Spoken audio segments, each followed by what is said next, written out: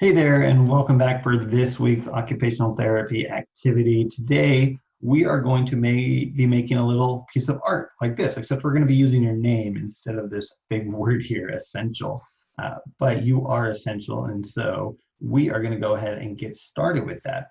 So to get started with this, we are going to need a few things. The first is, I'm going to move this out of the way and replace it, a nice bright white paper. It can be printer paper, can be construction paper, but a nice bright white paper.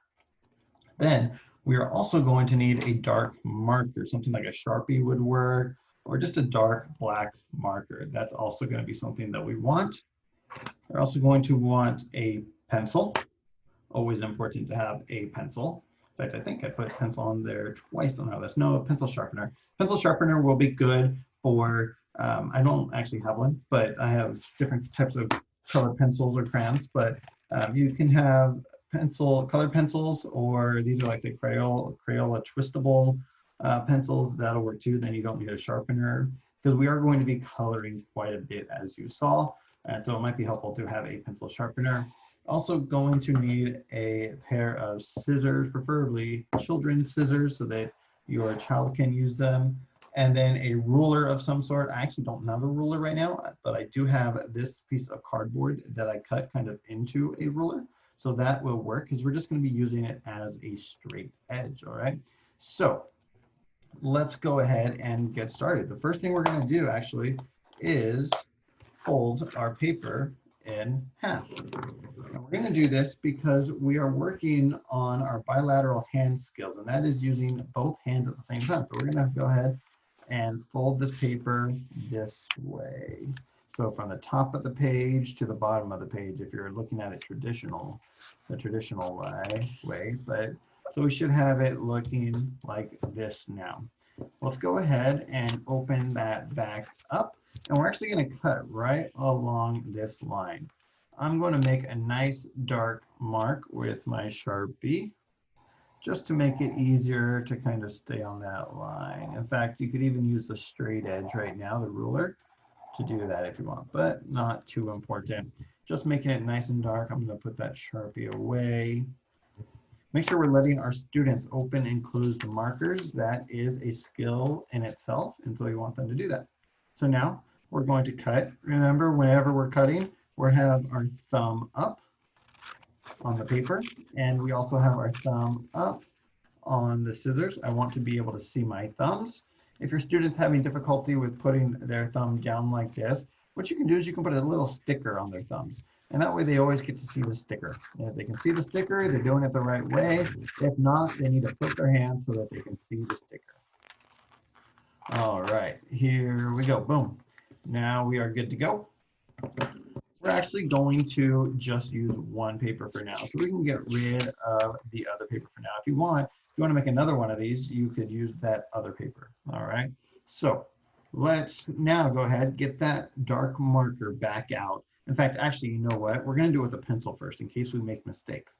So I'm going to write my name, Mr. Davies, nice and big across the entire page. So it can be straight across, it can be at an angle. We just want to write your name, okay? So I'm going to write M, big, but not too big, because I don't want to run out of room. Mr. I better not write too much bigger. D, A, V, I, E, and S. If you need, if your student needs to trace, this would be a great time for you to actually write it as the adult, write it in pencil with this, or write it in pencil on here, and then let them trace with the dark marker. So now I'm going to trace what I had written to make it nice and dark. All right. We always want to promote top to bottom, left to right writing formation. So for like letter D, start at the top, down, jump back up to the top, and around. A, we start with a circle and down. V, top to bottom, and then back up. I. Don't forget to put a space in here. We don't want our dot touching the line. E and S.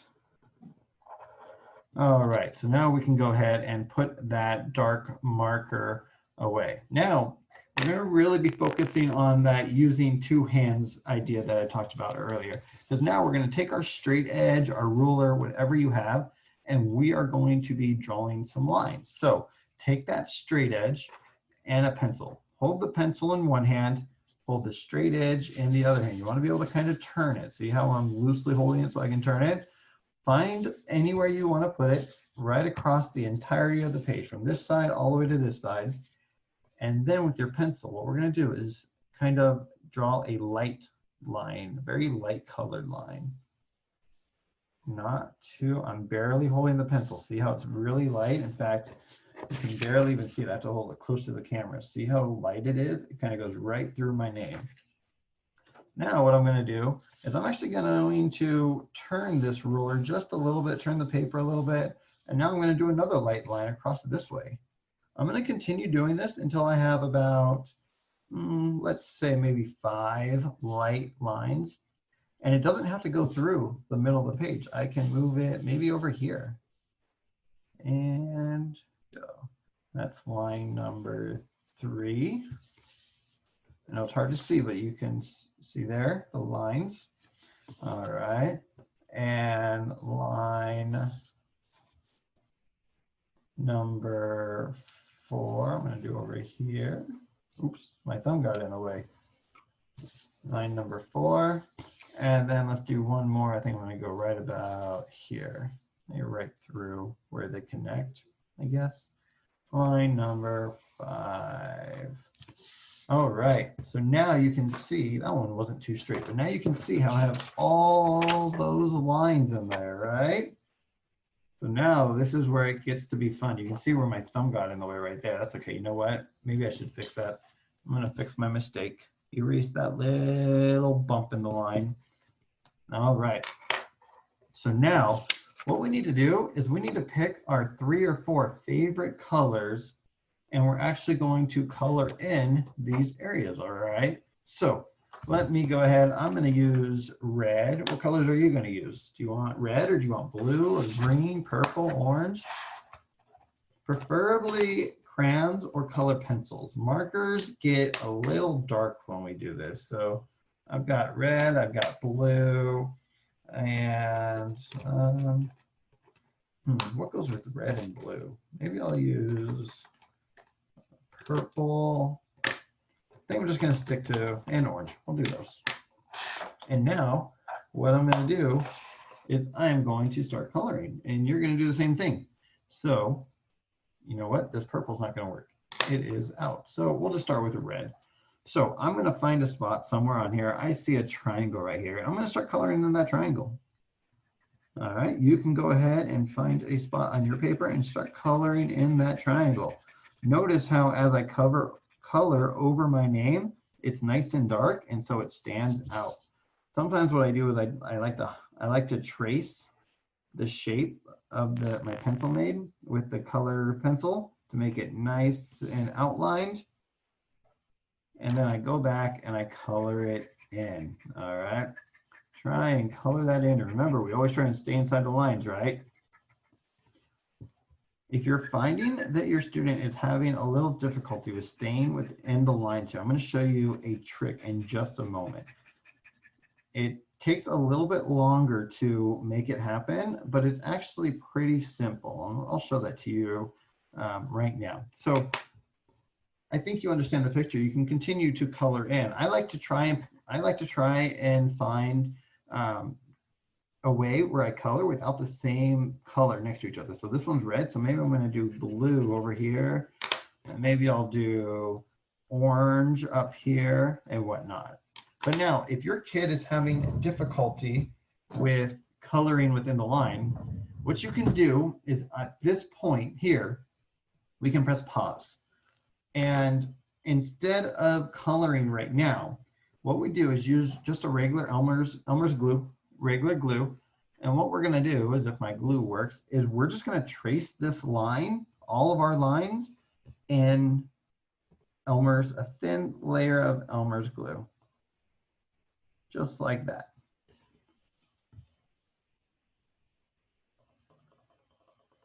This is a whole skill in itself for your students as well because it's tricky. But go ahead and just apply that glue right onto those lines.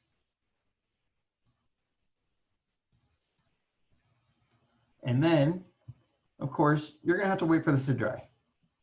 Can't really color over wet glue. But what you can do is you can allow that to dry. And then tomorrow when you come back to color this, there's gonna be some little bumps there. They'll be clear. Well, depending on what glue you use. If you use glitter glue, then it will be glitter color glue. And that might be a whole, that might be a little fun. But let this dry, and then there's actually gonna be a little bump there. And so as your student is coloring, when there's a little bump there, they'll feel that little bump and know that it's time to stop coloring and time to stay inside of that line, all right? So that is what we are going to do, or what we're doing for this activity. Working on a lot of fine motor skills, bilateral coordination skills, using two hands at the same time, as well as motor planning, trying to stay inside the lines or moving our hands in a way to stay inside of those lines. At the end, it's going to look something like this. I used a full sheet of paper for this one, and so yours won't be that big, but it is a mosaic piece of art, and it'll have your name in it like this one does up here, right? So that is today's activity. I hope you enjoy that. And yeah, we'll see you next time for occupational therapy, all right? Take care. Bye-bye.